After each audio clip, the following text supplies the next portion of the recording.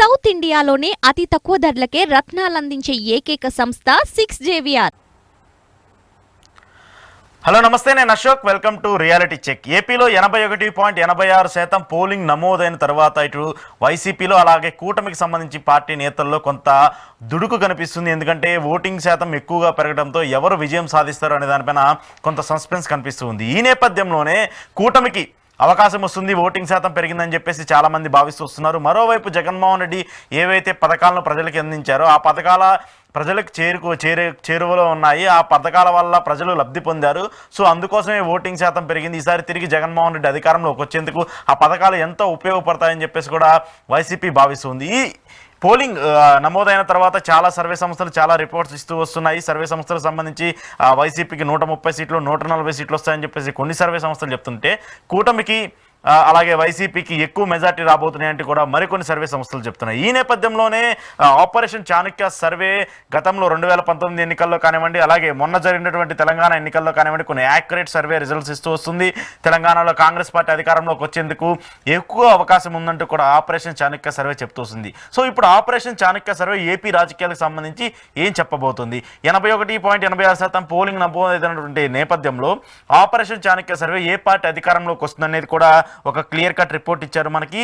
Operation Chanakya survey చేసినటువంటి survey ప్రకారం AP రాజకీయాల్లో తిరిగి వైఎస్ఆర్ కాంగ్రెస్ పార్టీ అధికారంలోకి రాబోతుంది అనేది ఆపరేషన్ చాణక్య సర్వే చెప్తుంది. ఆపరేషన్ చాణక్య సర్వే అధికార వైఎస్ఆర్ కాంగ్రెస్ పార్టీకి 95 నుంచి 102 స్థానాల్లో విజయం సాధించేందుకు అవకాశం ఉందని చెప్పుకుంటూ వస్తుంది. అలాగే కూటమికి 64 నుంచి 68 స్థానాల్లో విజయం సాధించేందుకు అవకాశం ఉందని చెప్తూ వస్తుంది. ఇక అదర్స్ ఎవరైతే ఇండిపెండెంట్ క్యాండిడేట్లు కానివ్వండి, అలాగే కాంగ్రెస్ నుంచి పోటీ చేసినటువంటి కానివ్వండి, కొంతమంది ఇతర పార్టీల నుంచి పోటీ చేసినటువంటి లీడర్లు కానివ్వండి, వాళ్ళకి 5 స్థానాల్లో విజయం సాధించేందుకు అవకాశం ఉందని ఆపరేషన్ చాణక్య సర్వే చెప్తుంది. ఇక మరోవైపు పార్లమెంట్ స్థానాలకు సంబంధించి కొంత డిఫరెంట్గా ఇచ్చింది ఆపరేషన్ చాణక్య.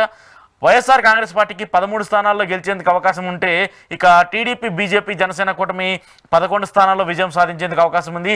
ఒక్క స్థానంలో కాంగ్రెస్ ఈసారి బోని కొట్టబోతుందంటూ కూడా ఆపరేషన్ చాణక్య చెప్పింది. ఈ ఆపరేషన్ చాణక్య కాంగ్రెస్ పార్టీకి సంబంధించి కడపలో షర్మిల గెలిచేందుకు అవకాశం ఉంటుందంటూ కూడా చెప్తూ వస్తున్నారు. సో షర్మిల గెలవడానికి అక్కడ ఫ్రీక్వెంట్గా ఎలాంటి ఆపరేషన్స్ పనిచేసినాయి. కూటమికి 11 స్థానాల్లో ఎక్కువ విజయం సాధించేందుకు అవకాశం ఉంది. అలాగే వైసీపీకి 13 పార్లమెంట్ స్థానాల్లో విజయం సాధించేందుకు అవకాశం ఉందని చెప్తూ ఉంది.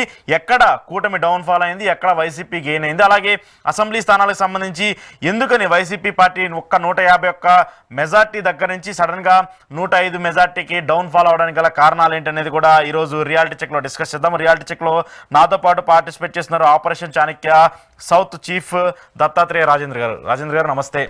నమస్తే. సో ఏంటి సార్, ఏపీ రాజకీయాలకు సంబంధించి చాలా కన్ఫ్యూజన్ నడుస్తుంది. బేసిక్గా పొలిటికల్ అంటేనే కన్ఫ్యూజన్.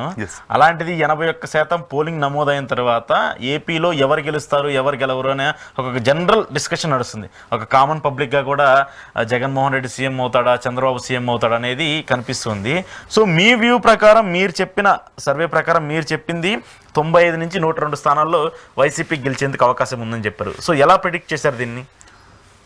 సో ఇప్పుడు ఈ జరుగుతున్న ఈ ఎలక్షన్లలో నాయకులు కొన్ని ఆ ఎలక్షన్ మీద కొన్ని బెట్టింగ్ కట్టే వాళ్ళు కూడా కన్ఫ్యూజన్ ఉన్నారు. ఓకే. కానీ ప్రజలు మాత్రం చాలా క్లారిటీగా ఉన్నారు వైఎస్ఆర్సీపీకి అధికారం కట్టబెట్టడానికి.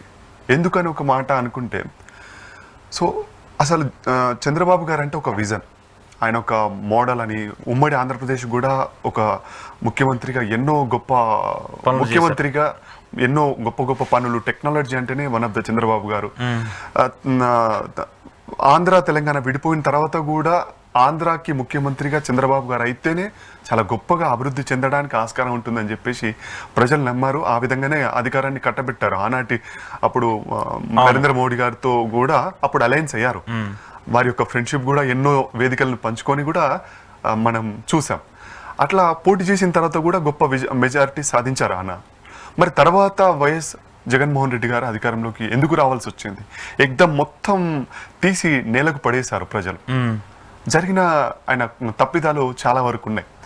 సో ఆ తప్పిదాలను ఒక్కసారి మాట్లాడుకొని ఇప్పుడు వైఎస్ఆర్ పార్టీ అధికారంలోకి రావడానికి కారణం మనం మాట్లాడుకుంటే, చంద్రబాబు గారు ఆనాటి ఆ ఫస్ట్ టర్మ్లో నేలని విడిచి ఆకాశానికి సాము చేసినట్టుగా ఆయన ఎప్పుడైతే అధికారం ఇచ్చారో అప్పుడు మనం ఇప్పుడు ఇండియా కూటమి వచ్చింది, అప్పుడు థర్డ్ ఫ్రంట్ ఉండే. అవును. సో భారతదేశం మొత్తం అందరు కూడా బీజేపీ ఎన్డీఏ కూటమికి అగెనిస్ట్ గా థర్డ్ ఫ్రంట్, యూపీఏ ఫ్రంట్ కాస్త థర్డ్ ఫ్రంట్ అయిపోయి అందరూ కూడా ప్రధానమంత్రులు కావాలి, ఎవరు ప్రధానమంత్రి కావాలనే మాటకు వస్తే చంద్రబాబు గారు కూడా నేనేం తక్కువ, నేను ప్రధానమంత్రి అవుతానని ఒక మాటగా అటుపయనం చేయడం. అండ్ ఆయనకున్న టీడీపీ పార్టీని టోటల్లీ ఆంధ్ర, తెలంగాణ, ఒడిశా, తమిళనాడు కావచ్చు, కర్ణాటక కావచ్చు, ఈ రాష్ట్రాలలో పోటీ చేయించడానికి ఎస్టాబ్లిష్ చేయాలని చెప్పేసి టైం ఎక్కువ అటు స్పెండ్ చేయడం కావచ్చు. ఆంధ్ర పాలిటిక్స్ లో టోటల్ ఒక యుద్ధ వాతావరణం, వైసీపీ వర్సెస్ టీడీపీ నాయకులు కానీ ఒకలాంటి బూతు పదాలు కావచ్చు, ఒకలాంటి యుద్ధ వాతావరణం నడుస్తూ వచ్చేది. సో ఇలా వారికున్న ఆలోచనలన్నీ కూడా పరిపాలన చక్కబెట్టడానికి పోయి ఈ విధానాలను ఎక్కువ టైం ఇచ్చేసరికి అండ్ ఏంటి మనం ప్రత్యేక హోదా అనేది కూడా, ఆ హోదా కూడా సాధించడానికి అవకాశం ఉండి కూడా మోడీ గారితో పూర్తి స్థాయిలో గొప్ప ఫ్రెండ్షిప్ చేసి కూడా సాధించలేకపోవడం కూడా ఇవన్నీ ఎన్నెన్నో కారణాలు, కర్ణుడి చావుకి కారణాలు అనేకం అన్నట్టుగా. సో ఆ విధంగా వారి యొక్క ఫెయిల్నెస్ అనేది ఒకటి జరిగింది. అక్కడ జరిగిన తర్వాత ప్రజలకు చాలా గొప్ప తెలియవంతులు ప్రజలు అనేవాళ్ళు. సో సర్వే సంస్థలు మిగతా వాళ్ళు కొంత నాలెడ్జ్ అటు ఇటు ఉంటుంది కావచ్చు, కానీ ప్రజలు అనే వాళ్ళు ఒక్కసారి ఎవరికి ఇవ్వాలి, ఒక్కసారి మనసు చివుక్కుమందంటే ఎంత గొప్ప నాలెడ్జ్, గొప్ప టెక్నాలజీ విధాత అయినా కావచ్చు తీసి నేలకు వేస్తారు. సో పరిపాలన వాళ్ళకు రావాల్సిన అత్యవసరాలు, నిత్యావసరాలు సరిగ్గా అందలేదంటే తీసి పడేస్తారు. ఆ విధంగానే చంద్రబాబు గారిని పక్కన పెట్టేశారు. ఆ తర్వాత మా జగన్మోహన్ రెడ్డికి చాలా గొప్ప విజయాన్ని అందించారు. సో మరి అక్కడి వరకు okay, close. So Jaganmohan Reddy గారు ఆయన పరిపాలన విధానం అంతా కూడా ఒకలాగా కూడా మళ్ళీ సేమ్ యుద్ధ వాతావరణమే.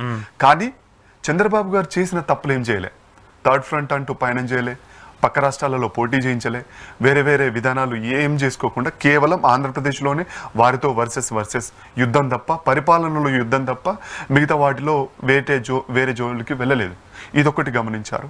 చంద్రబాబు గారి యొక్క విధానాలను అన్నింటిని కూడా టోటల్లీ ఆయన చేసిన గతం ఏంటి, గతంలో ఏ విధంగా పరిపాలన చేశారు, టోటల్లీ పోలవరం విధానంలో ఏంటి అది మనం అసెంబ్లీలో కూడా స్క్రీన్ షాట్లు జపాలు చేయడం కానీ, సెల్ఫ్ ఎక్స్పోజ్ ఎక్కువ చేస్తారు. సో ఇవన్నిటిని కూడా ప్రజలకి ఎక్స్పోజ్ చేయడంలో చాలా సక్సెస్ఫుల్ అయ్యారు. ఓకే.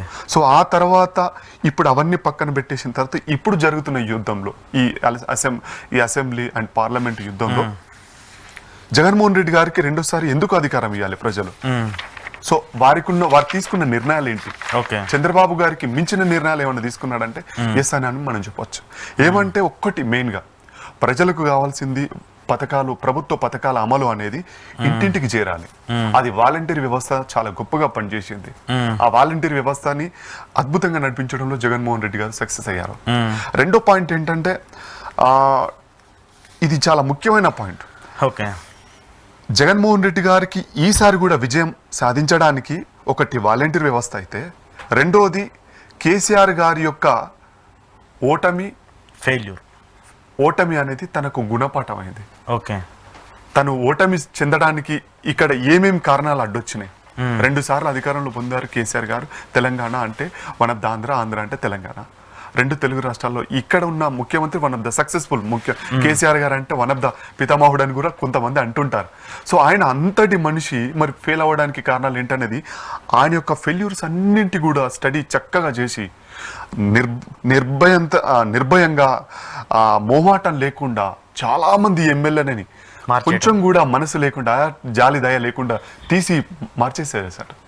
సో ఇది చాలా మెయిన్గా అంటే ప్రజలు అనేది ముఖ్యమంత్రిని చూస్తారు, తమ గల్లీలోకి వచ్చే ఎమ్మెల్యేని కూడా చూస్తారు. సో ఇక్కడ కేసీఆర్ గారు అది ఒకటి ఫీల్ అయ్యారు ఏంటంటే ప్రతి చోట కేసీఆర్ గారే ఉన్నాడు అనుకున్నారు, కానీ కేసీఆర్ అన్ని చోట్ల ఉండరు. అది రాంగ్ అని చెప్పేసి జగన్మోహన్ రెడ్డి గారు కూడా ప్రతి ఒక్క ఎమ్మెల్యేని మార్చడం కానీ గొప్ప విషయం. ఇంకా ఆయన ఫెయిల్యూర్కి కారణాలైన ప్రతి వాటిని కూడా సరిదిద్దుకుంటూ నడవడం అనేది చాలా గొప్ప విషయం. కేసీఆర్ గారి యొక్క ముందస్తు ఎన్నికలు జగన్మోహన్ రెడ్డి గారికి విజయోత్సవ అయినాయని మనం చెప్పుకోవచ్చు. సో ఆ విధంగా ఆయన ఫెయిల్యూర్స్ ఈయనకు కలిసి వచ్చినాయి. ఈ ఫెయిల్యూర్ లో ఇప్పుడు చంద్రబాబు గారిని తట్టుకోవాలంటే ఏ విధంగా నేను యుద్ధం చేయాలి, ఎలాంటి మైనస్ని ప్లే చేసుకోవాలనే విధానాలని గొప్పగా కొనసాగించాడు. ఆ విధానంలో ఇప్పుడు సక్సెస్ అయ్యాడని మేము చెప్పుకొస్తున్నాము.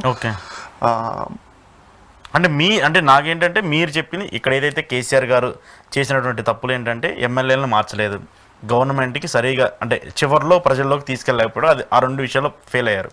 జగన్మోహన్ రెడ్డి గారు ఆ తప్పులు చేయకుండా దాదాపు 80 మంది ఎమ్మెల్యేలను మార్చారు, ఎంపీలని ఎమ్మెల్యేలుగా ఎమ్మెల్యేలను ఎంపీలుగా చేంజ్ చేశారు. ఇవి కొంత అడ్వాంటేజ్ అయినాయి వైసీపీకి. ఓకే, సో ఎక్కడంటే మనం నాయకుల మీద వాళ్ళు అవినీతి మరకలు అనేవి 100% మార్చాలి. సో అది జగన్మోహన్ రెడ్డి గారు సక్సెస్ అయినారు, అది మార్చడం ఒకటి. ఈ విధానాలు ఇవన్నీ ఇంకా కొన్ని విధానాలు ఎన్నో. ఇంకొకటి ఏంటంటే ఒకటి సానుభూతి అని కూడా చెప్పుకోవచ్చు. కుటుంబం నుంచి యుద్ధమే. ఇక్కడ టీడీపీ అలయన్స్ అనేది మూడు పార్టీలు పవన్ కళ్యాణ్ అండ్ వీళ్ళిద్దరికి చాలా అన్నట్టు ఒక శక్తివంతమైన బీజేపీ పార్టీ సెంట్రల్లో ఉంటూ అన్ని విధాలుగా ఇది కలవడం అనేది చాలా వరకు ఫస్ట్లో కూడా వాస్తవానికి చంద్రబాబు గారికి యొక్క విజయాన్ని కట్టబెట్టడం వన్ ఆఫ్ ద రామభక్తులు ఉడతభక్తులాగా అన్నట్టు కూడా బీజేపీ ఆనాడు తోడవడం కూడా 100% ఇంకా మోడీ వచ్చే అవకాశాలు ఉన్నాయి కాబట్టి తప్పనిసరిగా ఆంధ్రాకి ఏదో చేస్తారని చెప్పేసి ప్రజలు నమ్మారు. కానీ ఈసారి కూడా అట్లనే అలయన్స్ ఏర్పడింది, కానీ ప్రజలు విశ్వసించలేదు. కేవలం మా వరకు ఏది మన ప్రత్యేక హోదా అనేది నీళ్ళ మీద నీటి రాతలే అనేది ప్రజలు ఆలోచించారు. ప్రత్యేక హోదా గురించి ఇప్పుడు జనాలు ఎవరు మాట్లాడలేదు, మర్చిపోయారు వాళ్ళంతా. కావాల్సింది పక్కాగా పరిపాలన ఎవరు చేస్తున్నారు అనేది మెయిన్.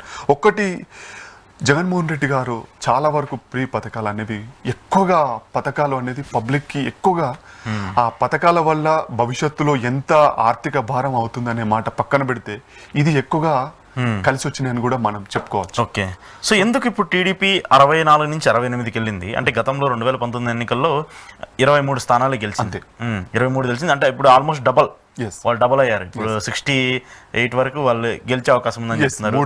2 రెట్లు ఎక్కువైంది.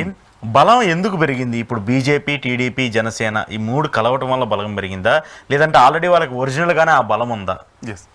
ఒకటి ఇక్కడ బలబలాలు అనే మాట మాట్లాడుకుంటే ఎవరి బలం వాళ్ళది. నాయకులను చూసి కూడా కొన్నిసార్లు ఓటేయడం జరుగుతుంది. అవును, మనం చిన్న ఎగ్జాంపుల్గా ఏంటంటే ఒకటే మాట, ఢిల్లీలో కేజ్రీవాల్కి మధ్యలో ఒకసారి హంగ్ వచ్చింది, తర్వాత మళ్ళీ రాష్ట్రపతి రూలింగ్ వచ్చింది, తర్వాత మళ్ళీ ఎలక్షన్స్కి వచ్చారు. అప్పుడు ఫస్ట్ టైం డాక్టర్ హర్షవర్ధన్ గారిని పెట్టుండారు. ఆ తర్వాత వారిని మార్చేసి కిరణ్ బేడిని గారిని ముఖ్యమంత్రి క్యాండిడేట్గా అనౌన్స్ చేస్తూ ఆ ఎలక్షన్ యుద్ధానికి వచ్చారు రెండోసారి. సో వచ్చినప్పుడు ఇక్కడ కృష్ణానగర్ అని ఒక అసెంబ్లీ స్థానం ఉన్నది ఢిల్లీలో. ఆ కృష్ణానగర్లో అత్యంత సనాతనమైన హిందుత్వవాదులు, ఆర్ఎస్ఎస్ వాదులు, విశ్వ Hindu Parishad and Hindu Vahini సమాదర్స్ hall అక్కడ నివాసమై ఉంటారు. కృష్ణానగర్ బీజేపీకి కంచుకోట. సో అట్లాంటి కంచుకోటలా సో కిరణ్ బేడిని నిరభ్యంతరంగా ఓడించేశారు, మొత్తం నిర్దాక్షణంగా. కొంచెం జాలి దయ కరుణ లేకుండా, అరే ముఖ్యమంత్రి క్యాండిడేట్ కదా అనే మాట చూడకుండా బీజేపీని ఓడించారు, బీజేపీ క్యాండిడేట్ను ఓడించాడు, బీజేపీ పార్టీని కూడా ఓడించారు వాళ్ళు. మరి ఎందుకు అక్కడ జరిగింది అంటే మెయిన్ క్యాండిడేట్. సో ఆ క్యాండిడేట్ అనేది జనసేన గతంలో చంద్రబాబు గారికి ఉండిన ఆయన తప్పులు ఆనాడు ఓడించినాయి. ఈ తర్వాత ఇక్కడ జగన్మోహన్ రెడ్డి గారి యొక్క ఆ విజన్ కానీ ప్రజలకు చేరువ అవుతున్న పరిపాలన ఫలాలు కావచ్చు, వీటన్నిటిని చూశారు. ఎవరైనా ఒక్కసారి మనిషిని ఒకసారి లవ్ చేస్తే ఫస్ట్ ఒక టర్మ్ చూస్తారు, రెండో టర్మ్ కూడా సరే ఈసారి కూడా ఇద్దామని చెప్పేసి కూడా ప్రజలు ఫిక్స్ అయి ఉన్నారు. అందుచేత జగన్మోహన్ రెడ్డి క్యాండిడేట్లు కొంతమంది విధానాలు కొంత బాగా లేకుండా కూడా వాళ్ళని మార్చడం జరిగినా కూడా వారికి ఎంతెంత సీట్లు ఎక్కడెక్కడ ఇవ్వాలో ప్రజలకు ఒక క్లారిటీగా ఇచ్చేశారు.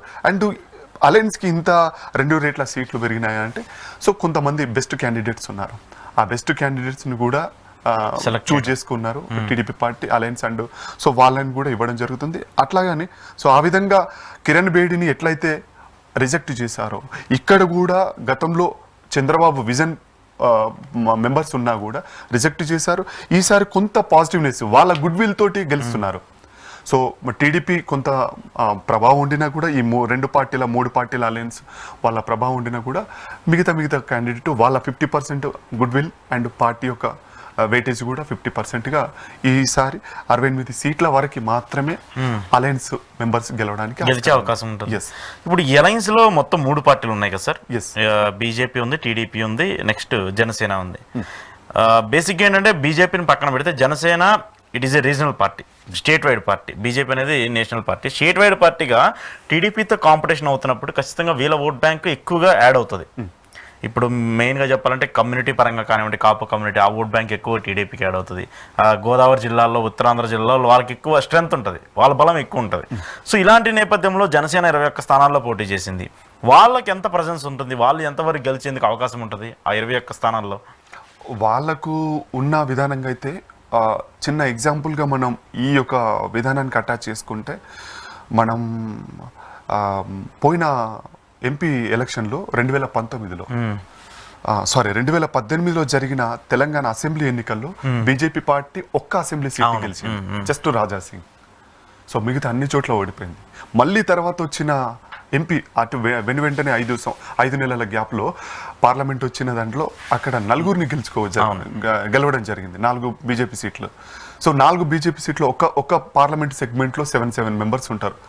సో వన్ ఆఫ్ ద ఎగ్జాంపుల్గా బండి సంజయ్ గారిని చూడండి, కరీంనగర్ మొత్తం కూడా టీఆర్ఎస్ పార్టీ, కానీ అక్కడ బీజేపీ పార్టీ గెలిచింది. ఈ విధంగానే జనసేన పార్టీ యొక్క వాళ్ళ అభ్యర్థులు వాళ్ళు నిలబడిన సీట్లలో మాకున్న ఇన్ఫర్మేషన్ ప్రకారం ఒక 9 వరకు, అంటే 7 నుంచి 9 మెంబర్స్ మధ్యలో 7 నుంచి 9 వరకు గెలిచే అవకాశాలు ఉన్నాయనేది మాకున్న మీ సర్వే. అంటే ఇప్పుడు 21 అంటే వాళ్ళ ప్రెజెన్స్ అయితే ఉంది అక్కడ, ఉంది ఆ 21లో. సో ఆ ఓటు బ్యాంక్ అనేది ఇక్కడ మనం ఏది కులం, మతం, పార్టీ అనే భేదం లేకుండా వాళ్ళకున్న ఒక వెయిటేజ్ కావచ్చు, జనసేన పార్టీ యొక్క వెయిటేజ్ కావచ్చు. సో ఈ యొక్క మెంబర్స్ గెలవడం జరుగుతుంది. సో లిస్ట్ లో వాళ్ళు 6 వరకు గెలిచేందుకు అవకాశం ఉంటుంది ఈజీగా. ఆల్మోస్ట్. ఓకే, బీజేపీకి ఏమైనా ఉంటుందా? వాళ్ళు 10 స్థానాల్లో పోటీ చేశారు. సో వాళ్ళు ఏమన్నా ఖాతా తెరిచే అవకాశం ఉంటుందా? ఆల్మోస్ట్ ఉంటుందా? అదేంటన్నది మేము తర్వాత అంటే వాళ్ళు ఒక 2-3 స్థానాల్లోనే గెలిచేందుకు అవకాశం ఉంటుంది. ఒక 2 వరకు అయితే ఉన్నారు. 2 వరకు వాళ్ళ ప్రజెన్స్ ఉంది 2 అసెంబ్లీ నియోజకవర్గాల్లో 10లో ఆల్మోస్ట్. సో ఏంటి ఈ పార్లమెంట్ స్థానాలకు వచ్చేసరికి చాలా డిఫరెంట్గా ఇచ్చారు మీరు. వైసీపీకి 13 ఇచ్చారు, కూటమికి 11 ఇచ్చారు, అనూహ్యంగా కాంగ్రెస్కి 1 ఇచ్చారు. సో వైసీపీ కూటమి అంటే వీళ్ళిద్దరి మధ్య పోటాపోటీ ఉంటుంది, దాన్ని నేను తప్పు పట్టను. ఎందుకు కాంగ్రెస్కి అంత ప్రజెన్స్ ఇవ్వాల్సి వచ్చింది మీరు? కాంగ్రెస్ అంటే లైక్ ఓన్లీ వన్ షర్మిల, ఇక్కడ కాంగ్రెస్ కాదు. ఎందుకంటే ఆంధ్రప్రదేశ్, తెలంగాణ ఒక ఏది మన ప్రత్యేక రాష్ట్రాలు ఏర్పడడంలో కాంగ్రెస్ పార్టీ ఆంధ్రప్రదేశ్కి ప్రత్యేకంగా స్పెషల్లీ అన్యాయం చేసిందని వాళ్ళు అక్కడ భావిస్తుంటారు. అందరినీ ఏమాత్రం దయాదాక్షిణ్యం లేకుండా అందరిని ఓడించారు. ఇప్పటికీ కాంగ్రెస్ పార్టీ కోలుకోలేని స్థితిలో ఉంది. వాళ్ళు మిగతా వాళ్ళ రాజకీయ బతుకుదేరు కోసం వివిధ పార్టీలకు వెళ్ళడం జరిగింది. ఇక్కడ కాంగ్రెస్ పార్టీ అంటే షర్మిల ఓన్లీ. షర్మిల గారు గెలవడానికి మెయిన్ ముఖ్య కారణం ఆలోచన చేస్తే, సో అన్న అనే ఒక వ్యక్తి, సో అన్ని చోట్ల ముఖ్యమంత్రికి అవకాశం ఇస్తాం, కడపలో కావచ్చు అసెంబ్లీ స్థానాల్ని వైఎస్ఆర్సీపీకి ఇవ్వడం జరుగుతున్నది. అండ్ ఎంపీ అనే మాటకు వస్తే ఆమె స్పెషల్గా ఎంపీగా కంటెస్ట్ చేస్తున్నది. ఇక్కడ మెయిన్ వాళ్ళ బాబాయ్ వివేకానంద రెడ్డి హత్య కేసు అనేది కాబట్టి ఇది మెయిన్గా అసలు ఈ హత్య కేసు ఎలా జరిగింది, జరగడానికి కారణం ఎవరు, ఎందుకు చంపారు, ఎలా చంపాల్సి వచ్చింది, ఎవరి స్వలాభం కోసం చంపాల్సి వచ్చింది అనేది ప్రజలకు తెలుసు, నాయకులకు తెలుసు, మీడియాకి తెలుసు, చాలా మందికి తెలుసు. నిజం అనేది ఎక్కడ కూడా దాగనేది. సో ఆ విధంగా అందరికీ తెలుసు. కానీ ఇక్కడ అవినాష్ రెడ్డి అనే వ్యక్తి, జగన్మోహన్ రెడ్డి గారి యొక్క ఇద్దరి యొక్క మెయిన్ ముఖ్య పాత్ర అనేది ఈ యొక్క హత్య కేసులో ఎంత వరకు ఉందనేది ప్రజలందరికీ ఆల్మోస్ట్ అందరికీ తెలిసింది. సో ఇక్కడ అవినాష్ రెడ్డి మెయిన్ ముద్దాయిగా ఒకసారి సిబిఐ కూడా అరెస్ట్ చేసి తీసుకెళ్లడం జరిగింది. ఆ విధంగా కొన్ని ఏంటన్నది, సో కొన్ని రాజకీయ ఒత్తిళ్ల ప్రకారం ఆయనకు కొంత ఉన్నారు. సో ఇప్పుడు కంటెస్ట్ చేస్తున్నారు. ఆయన ఏ రోజుకైనా జైలుకి వెళ్ళే వ్యక్తి అనేది ఒకటి. అండ్ 2, షర్మిల గారు జగన్మోహన్ రెడ్డి గారు అధికారంలోకి రావడానికి ఎవరు ఒప్పుకున్నా ఒప్పుకోకపోయినా చాలా వరకు జగన్మోహన్ రెడ్డి గారు జైలుకి వెళ్ళినప్పుడు పార్టీ యొక్క విస్తరణ జరగడం కోసం చాలా బాగా పనిచేసింది. సో అది ఈనాడు జగన్మోహన్ రెడ్డి గారికి వారికి షర్మిల గారికి మధ్య రాజకీయ ఒక డైవర్షన్ అనేది ఉండొచ్చు. కానీ ఇక్కడ ప్రజలు అనేది అవినాష్ రెడ్డి ముద్దాయి పక్క, పాపం పెద్ద ఆయనని చంపడం అనేది చాలా వరకు నేరం. సో వాళ్ళకి ఎన్నెన్ని ఉంటే ఉండొచ్చు. సో వాళ్ళ వేరే చూసుకోవాలి. కానీ రాజకీయం అంటే చంపడాలు, పెద్ద ఆయన కదా పాపం రాజశేఖర రెడ్డి తర్వాత అలాంటి ఒక తండ్రి లాంటి స్వభావం కలిగిన వ్యక్తి కలిగిన వ్యక్తిని ఆయన చంపడం అనేది నేరంగా అంటే ఇది ఇక్కడ correct కాదు. నడుస్తుంది, ఆయనే చంపారని కన్ఫర్మేషన్ అవ్వలేదు. లేదు, కానీ ప్రజలకు తెలిసి అంటే ప్రజలు వాళ్ళు యాక్సెప్ట్ చేస్తారండి, వీళ్ళు చేసినటువంటి కామెంట్స్ ని ప్రజలను అడాప్ట్ చేసుకున్నారు. వివేకానంద రెడ్డి గారు చనిపోయినప్పుడు ఒక్కొక్కరు వాంగ్మూలం ఒక్కొక్క మీడియాకి జగన్మోహన్ రెడ్డి గారు మాట్లాడినప్పుడు అక్కడ జరిగింది ఏంది, ఇక్కడ జరిగింది ఏంది కొన్ని చూసారు. అవినాష్ రెడ్డి ఏం చెప్పాడు, అసలు ప్రాక్టికల్ ఏం జరిగింది అనేది ప్రజలు గమనించారు. సో ఒకరి మాటలకి అన్నింటికి డిఫరెన్స్ వచ్చింది. సో ఏం జరిగింది, ఎలా జరిగింది అని తెలిసింది. ఇవన్నిటిని క్యాల్కులేట్ తీసుకున్నారు ప్రజలు. సో షర్మిల కూడా మెయిన్గా వివేకానంద రెడ్డిని ఒక తన కాంగ్రెస్ పార్టీ సింబల్ చేయగుర్తే కావచ్చు, కానీ ఇక్కడ మెయిన్ గా మోసింది మాత్రం వివేకానంద రెడ్డి యొక్క సింబల్. పక్కన సునీతమ్మ కూడా చేయడం, అంటే ప్రజలకు ప్రచారం చేయడం, ఇండైరెక్ట్లీ విజయమ్మ గారు కూడా సో సపోర్ట్ షర్మిల గారికి నా బిడ్డని గెలిపించమని అని చెప్పేసి ఒక మాటగా చెప్పడం కానీ, సో ఈ విధంగా అన్ని కలిసి వస్తే షర్మిల గారికి పక్కా ఓసారి ఇవ్వడైతే ఇద్దాం. సో ఆమెకు చేతి గుర్తు అనేది కాదు, ఇక్కడ ఏది కాదు, షర్మిలకు ఒక అవకాశం ఇవ్వాలి. పార్టీతో సంబంధం లేదు, షర్మిల వైఎస్ రాజశేఖర రెడ్డి కూతురికి మనం ఒక అవకాశం ఇవ్వాలని చెప్పేసి ప్రజలు యాక్సెప్ట్ చేశారు. అవినాష్ కి ఆల్రెడీ ఇచ్చేసాం. సో అవినాష్ లెక్కిందో ఇంకా తెలిసిపోయింది, సరే ఒకసారి ఉండనివ్వండి చూద్దాం అని చెప్పేసి ఇవ్వడం జరుగుతున్నది. ఈ విధంగా ఆ కంపారిజన్ మీదే అక్కడ కడపలో అందరూ ఓట్లు వేశారంట. 100% రైట్. 2019లో అవినాష్కి ఇచ్చారు, 2014లో అవినాష్కి అవకాశం ఇచ్చారు. సో 2 సార్లు ఇచ్చాము, ఈసారి ఒకసారి షర్మిలకి ఇచ్చి చూద్దాం ఆమె ఏం చేస్తుంది అని చెప్పేసి అనుకున్నారు. ఎగ్జాక్ట్లీ. సో అది వర్కౌట్ అయిందంటారు మీరు? ఆల్మోస్ట్ 100% వర్కౌట్ అవుతుంది కూడా. అవుతుంది. ఎందుకంటే నేను ఇంత డంకా బజాయించి అడుగుతున్నానికి కారణం ఏంటంటే వైసీపీకి ఎక్కువ ఎడ్జ్ ఇచ్చారు, టీడీపీకి ఎక్కువ ఇచ్చారు, కూటమికి ఎక్కువ ఎడ్జ్ ఇచ్చారు, కానీ కాంగ్రెస్ పార్టీ ప్రస్తావన ఎవరు ఏ సర్వేలో ఇంతవరకు చెప్పలేదు. కానీ మీరు ఫస్ట్ టైం కాంగ్రెస్ పార్టీ ఒక ఎంపీ సీట్ గెలవబోతుంది, అది కూడా ఏపీలో షర్మిల అని చెప్పేసి అవినాష్ రెడ్డి మీద. అవినాష్ రెడ్డి అంటే ఇస్ నాట్ అవినాష్ రెడ్డి, ఆయన వెనకున్న జగన్మోహన్ రెడ్డి. అంటే అన్న వర్సెస్ చెల్లి మధ్యలోనే ఇక్కడ ఉంది, ఇక్కడ ఫ్రేమ్ మొత్తం. ఎగ్జాక్ట్లీ. సో అన్నని ఈసారి బీట్ చేయబోతుంది 100%. సో ఓకే, సో మీ కాన్ఫిడెంట్ ప్రకారం చూద్దాం, దానికి కూడా ఎక్కువ రోజులు లేవు. సో ఏంటి, ఎందుకు వైసీపీ విన్, ఎందుకు వైసీపీ గెలుస్తుంది, ఎందుకు టీడీపీ ఓడిపోతుంది? మెయిన్ మనం ఎన్నో కారణాలు. 1 minute చేయొచ్చు కదా? పర్లేదు, చెప్పండి. ఓకే. ఎందుకు వైసీపీ గెలుస్తుంది, ఎందుకు టీడీపీ ఓడిపోతుంది? రైట్. చంద్రబాబు గారి యొక్క అతి విశ్వాసం, సో మేమే గెలుస్తామనే ఒక ఆ విధానం ఉన్నది కావచ్చు. అండ్ వీళ్ళు ఒక చంద్రబాబు గారు ఏంటి, ఒక్కటి చంద్రబాబు గారు TDP party and TDP alliance గెలవాలనుకుంటే ప్రజలకు ఏం చేస్తాము, ఏం చేయబోతాము పక్కా మెయిన్గా వాళ్ళ యొక్క మేనిఫెస్టోని పూర్తి స్థాయిలో తీసుకెళ్ళాలి. కానీ ఇక్కడ ఏంటంటే కక్ష రాజకీయాలను అనేది వాళ్ళకి కొంత ఎక్కువ 50% రిఫ్లెక్ట్ చేయడం జరిగింది. రెడ్ బుక్ అనేది ఒకటి మనం చూస్తున్నాం. సో లోకేష్ గారు కావచ్చు కూడా. సో మెయిన్ గా ప్రతి చోట కూడా 50% ఒక 40% అభివృద్ధి నినాదం మేము చేయబోతాం అనేది ఉంటే 60% కక్ష రాజకీయాలు అనే విధానాన్ని వాళ్ళు ఈ 5 ఏళ్లలో ఏం కోల్పోయినారు, మేము అది దానికి రెట్టింపు తీర్చుకుంటామనే ఒక విధానం కూడా వాళ్ళ ప్రచారంలో ఎక్కువ శాతం అది చూపించడం జరిగింది. సో ఈ విధానాన్ని కూడా ప్రజలు గమనించారు. ఒకటి, శత్రువుకి ఎప్పుడు కూడా మనం ఒక్క అవకాశం కూడా ఇవ్వకూడదు. అంటే చంద్రబాబుకి ప్రధాన శత్రువు వైఎస్ఆర్సీపీ అండ్ జగన్మోహన్ రెడ్డి గారు. జగన్మోహన్ రెడ్డి గారికి ఒక్కసారి గొప్ప విజన్ నేత, టెక్నాలజీ పితామహ అని కూడా ఒక మాటగా జనరల్గా అనుకుంటారు. సో అట్లాంటి వ్యక్తి ఒక్కసారి అవకాశం ఇస్తే రెండోసారి కూడా ఆ అవకాశాన్ని దక్కించుకోవాలి. ఆ అవకాశాన్ని ఎప్పుడైతే జగన్మోహన్ రెడ్డి గారు నిజంగా సక్సెస్ అయింది ఎక్కడంటే చంద్రబాబు గారిని చాలా కవ్వించాడు.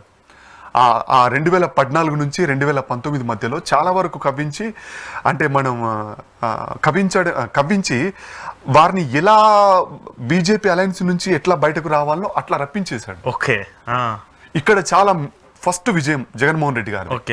ఎప్పుడైతే ఆ అలయన్స్ నుంచి బయటకు వచ్చాడో అప్పుడు ఆయన ఓటమి అనేది ఫిక్స్ అయ్యింది. అంటే ఈయన సాధించలేడు, ప్రత్యేక హోదా సాధించలేడు, కేంద్రం నుంచి రావాల్సిన వాటా తీసుకురాలేడు. ఈయన కావాల్సింది ఏంటి, అధికార వ్యామోహం, ప్రధానమంత్రి పీఠం, పార్టీ విస్తరణ అనేది చాలా గొప్పగా అట్లా ఎస్టాబ్లిష్ చేసుకుంటూ వెళ్ళాడు వన్ బై వన్. అట్లా అయ్యో ఇదే ఆయన నిజమైన విధానం, ఇది తప్ప ప్రజలకు ఏం చేయాలో అది చేయలేడు, కాబట్టి జగన్మోహన్ రెడ్డి గారి యొక్క చాలా రోజుల అంటే అంత ఒక 2 టర్ములు 3 టర్ముల నుంచి తండ్రి చనిపోయినప్పటి నుంచి కూడా ఆయన ప్రజలకు దగ్గరగా ఉంటూ పాదయాత్ర, ఓదార్పు యాత్ర, ఇంకో యాత్ర, ప్రజా ఆశీర్వాద యాత్రలు, ఇవన్నీ యాత్రలు ఒక్కొక్కటిగా అరే ఏం చేస్తాడు సార్ చూద్దాం అనే ఒక అవకాశం ఇవ్వడం జరిగింది. ఆ అవకాశాన్ని ఇవ్వడానికి 50% ప్రజలైతే 50% చంద్రబాబు గారే. ఒక శత్రువుకి ఎప్పుడు కూడా అవకాశం ఇవ్వద్దు కదా. సో అట్లాంటి అవకాశాన్ని గంపగుత్తగా ఆయన యొక్క ఆ మైనస్లని తొందరగా వైఎస్ గారు జగన్మోహన్ రెడ్డి గారు పన్నిన వ్యూహంలో ఈజీగా అంత గొప్ప రాజకీయ అంత గొప్ప ఒకప్పుడు బీజేపీ పార్టీని సెంట్రల్ లో అటల్ బిహారీ వాజ్పేయి ప్రభుత్వాన్ని నడిపించేంత విధానం కలిగిన వ్యక్తి జగన్మోహన్ రెడ్డి గారి యొక్క అసలు ఎక్స్పీరియన్స్ లేని వ్యక్తి జగన్మోహన్ రెడ్డి ఆయన వ్యూహంలో ఈజీగా పడిపోయాడు. ఇది ఒక్కసారి అవకాశం ఇచ్చాడు. ఆ అవకాశాన్ని ఎట్లా సద్వినియోగం చేసుకోవాలనేది జగన్మోహన్ రెడ్డి గారి యొక్క స్ట్రాటజిస్టులు, ఆయన యొక్క విధానం, వ్యూహకర్తలు అందరూ కూడా చాలా గొప్పగా పనిచేశారు.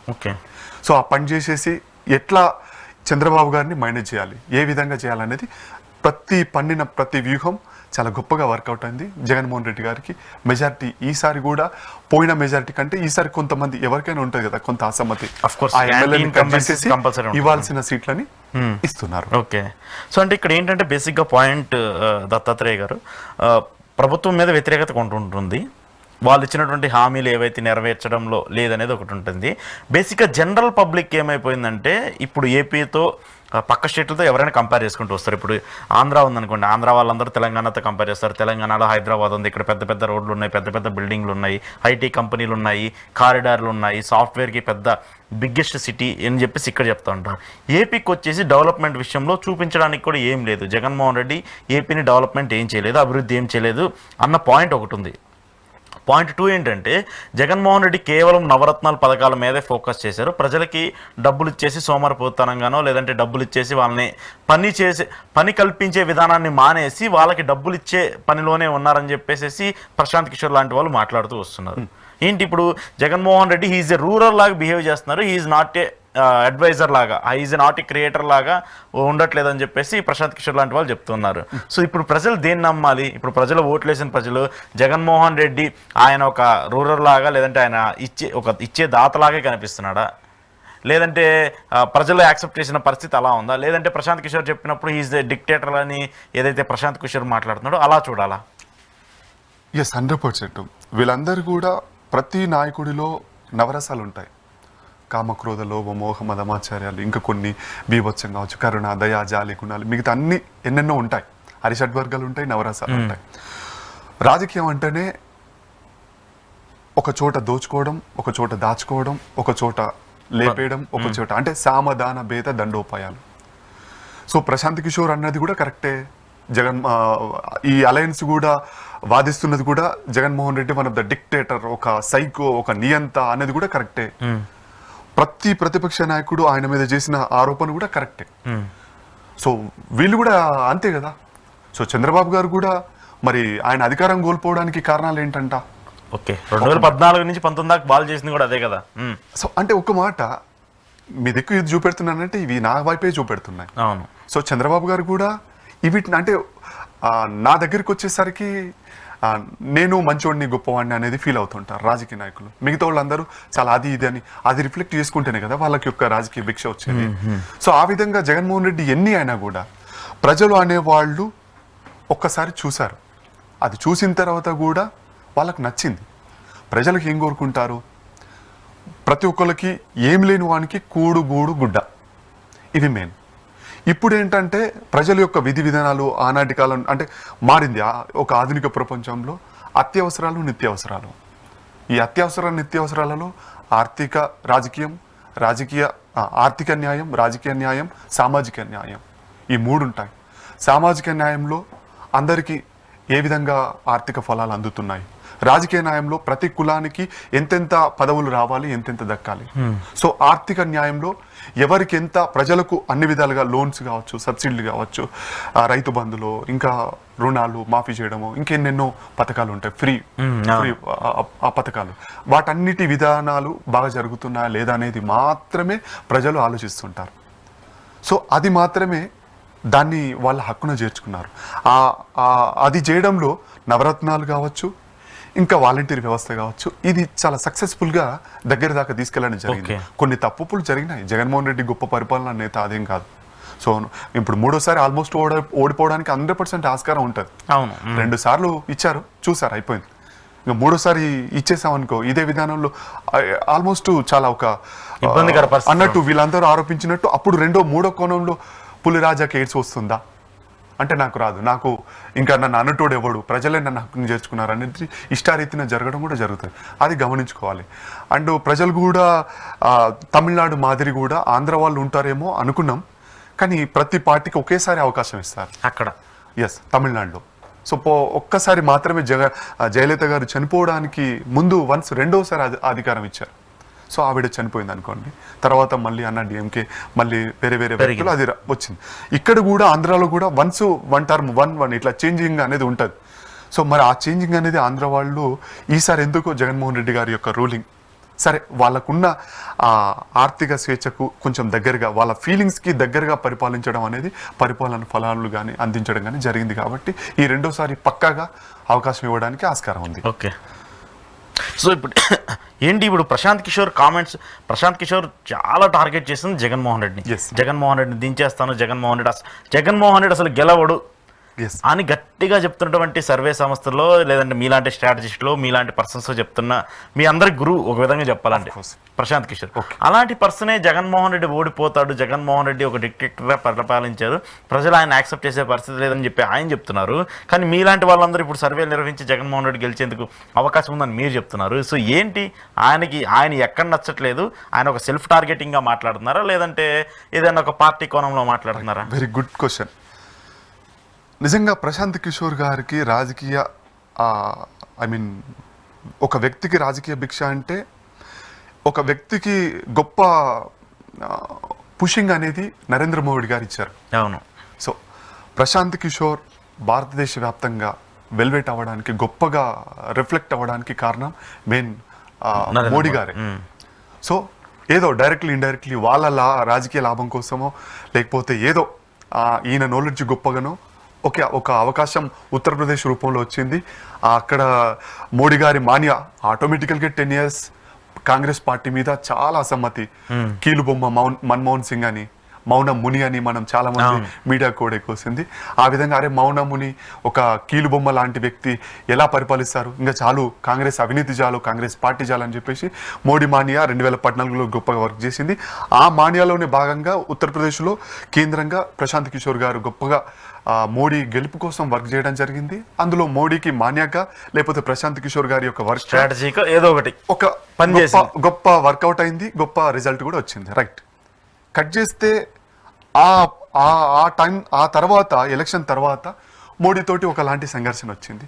తర్వాత తన ఇండిపెండెంట్గా ప్రశాంత్ కిషోర్ గారి యొక్క అంటే ఎక్కడ వీక్నెస్ పట్టుకుంటాడంటే, ఎక్కడైతే గెలిచే అవకాశాలు దగ్గరగా ఉన్నాయి, ఏ పార్టీ గెలిచే అవకాశాలు దగ్గరగా ఉంటాయి, సో ప్రజలు కొంత అటు ఇటుగా అవకాశం ఇస్తే ఎలాంటి స్ట్రాటజీ తోటి చిన్న స్ట్రాటజీని అప్లై చేస్తే గెలుస్తారు, రెండో అవకాశాలుగా గెలుస్తారనే వాళ్ళని పట్టుకుంటాడు. ఓకే.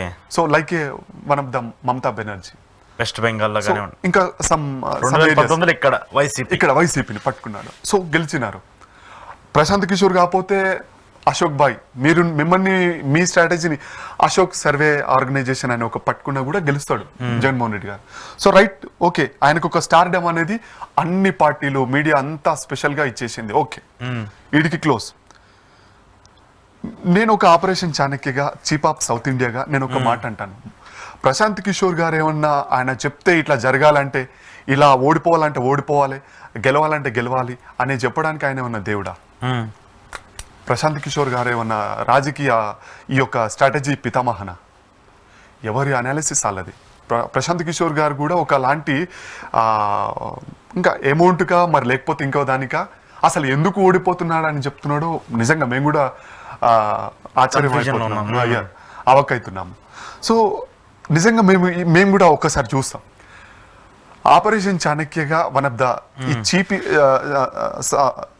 సౌత్ ఆఫ్ చీఫ్ ఇండియాగా నేను ఒక దత్తాత్రేయ రాజేందర్, ఆపరేషన్ చాణక్య మెయిన్ ఈ యొక్క ఇన్ఛార్జిగా నేను ఒకటే సవాల్గా నేను చేస్తున్నా.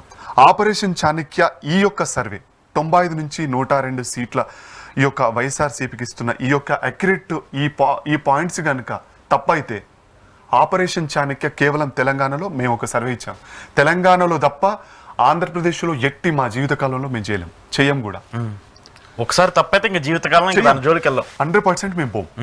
100% ప్రశాంత్ కిషోర్ గారి యొక్క ఆ రాజకీయ స్వలాభం ఇప్పుడు టీడీపీ పార్టీని పట్టుకున్నాడు కదా. అవును. సో పట్టుకున్నాడు కాబట్టి గెలిపించాలి కాబట్టి శత్రువుని డిఫెన్స్లో పడేయాలి కాబట్టి కొన్ని వర్డ్స్ యూజ్ చేస్తే ఇంకా కొన్ని మనం అనుకుంటాం ఇది ఈవీఎంలా ఇంకోటి అవి జరుగుతాయా లేదా మనం ఆ మాట అనకూడదు. సో అది రెండో షాడో. సో ఈ విధంగా ఆయన ఎందుకు అంటున్నాడో నిజంగా ఈ మాట అని చాలా తప్పు చేస్తున్నాడు. తప్పనిసరిగా వైఎస్ఆర్సీపీ అధికారంలోకి వస్తుంది. ఆయన యొక్క ఆలోచన విధానం, ఆయన సర్వే విధానం 100% ఓడిపోబోతుంది. Okay. Yes, TV channel care of గా మేము ఇస్తున్న ప్రశాంత్ కిషోర్ ఒక అడ్వైస్ ఇస్తున్నారు మీరు. 100%. ఎస్, తప్పనిసరిగా వైఎస్ఆర్సీపీ అధికారంలోకి రాకపోతే ఆపరేషన్ చాణక్య 100% ఈ సర్వే చేయడం మానుకుంటుంది. ఏపీలో ఇంకా సర్వేలే 100% చేయం. TV channel open challenge 100% open challenge. Okay. So ఇప్పుడు ఏంటి తెలంగాణలో ఎలా ఉంటుంది? ఈ పార్లమెంట్ కి సంబంధించి 17 ఉన్నాయి. ఇక్కడ మీ సర్వే ఇచ్చింది కాంగ్రెస్ కి 8 వస్తాయి, బీజేపీకి 7 వస్తాయని చెప్పేసి మీరు చెప్తున్నారు. సో ఏంటి ఎలా ఉంటది ఇక్కడ? రైట్, ఇక్కడ పార్లమెంట్ వ్యవస్థకు వస్తే రాహుల్ గాంధీ వర్సెస్ మోడీ అనేది మనం దేశవ్యాప్తంగా చూస్తున్నాం. సో ఇక్కడ మాత్రం రేవంత్ సర్కార్ వర్సెస్ మోడీ జరిగింది. సో మూడో ప్లేస్ లో బీఆర్ఎస్ పార్టీ వెళ్ళడం జరిగింది. ఒకటన్నా గెలుస్తుందా బీఆర్ఎస్? 100% గెలుస్తుందా బీఆర్ఎస్. అండ్ మేదక్ లో గెలవడానికి ఆస్కారం 100% ఉంది. సో ఒక స్థానానికి ఎందుకు ఓడిపోయిందనే మాట కంటే ఇప్పుడు ఇక్కడ తెలంగాణలో 8 సీట్లు కాంగ్రెస్ పార్టీ గెలుచుకోవడం జరుగుతున్నది. 7 సీట్స్ బీజేపీ పార్టీ గెలుచుకోవడం జరుగుతున్నది. ఒక సీటు మెదక్లో బీఆర్ఎస్ పార్టీ గెలుచుకోవడం జరుగుతుంది. ఎంఐఎం ఒక సీట్ అక్కడ. సో ఈ 8 సీట్లు నిజంగా రేవంత్ సర్కారు ఆయన నిజంగా కేసీఆర్ గారు అప్పుడు 2 అసెంబ్లీ అండ్ పార్లమెంట్ ఎలక్షన్ ఒక్క దగ్గరగా జరిపితే ఆయనకు ఈ యొక్క ఘోరమైన రిజల్ట్ ఆయనకు ఉండకపోయేది. ఓకే. ఆయన ముందస్తుకు వెళ్ళకపోయి ఉంటే ఈ గొప్ప రిజల్ట్ ఇంతో కొంత పొందేవాడు.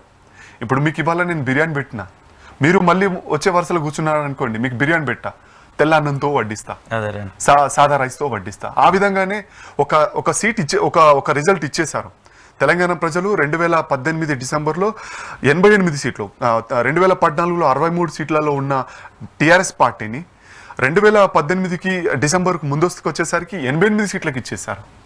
ఆ తర్వాత మళ్ళీ జరిగిన వెంటనే ఎంపీ సీట్లలో 2019లో కారు సారు 16 అనే మాటకు వచ్చేస్తే 8 ఇచ్చేశారు. అవును. సో ఈ విధంగా ప్రజలు ఎవరికి ఎంత ఇవ్వాలో అంత ఇచ్చేశారు. వాళ్ళ యొక్క శక్తి సామర్థ్యాలు ఏందో తెలంగాణ ప్రజలకి పూర్తిగా తెలిసిపోయినాయి. ఏ పార్టీ ఎవరెవరికి ఎంత ఇవ్వాలో. తెలంగాణ తెచ్చిన వ్యక్తి అని కేసీఆర్ గారు అని ఫీల్ అవుతుంటారు. సో అలాంటి అంత ఫీల్ అవుతే మీరు ఏం చేసినారు ఏం చేయలేదు అనేది ప్రజలకు పూర్తి స్థాయిలో తెలుసు.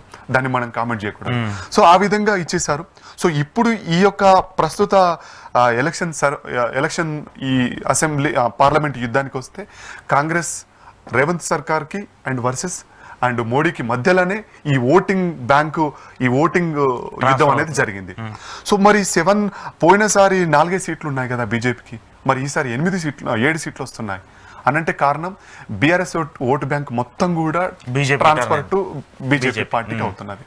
సో కొంత పర్సెంట్, ఒక 20-30% మాత్రమే కాంగ్రెస్ కు వెళ్తున్నది.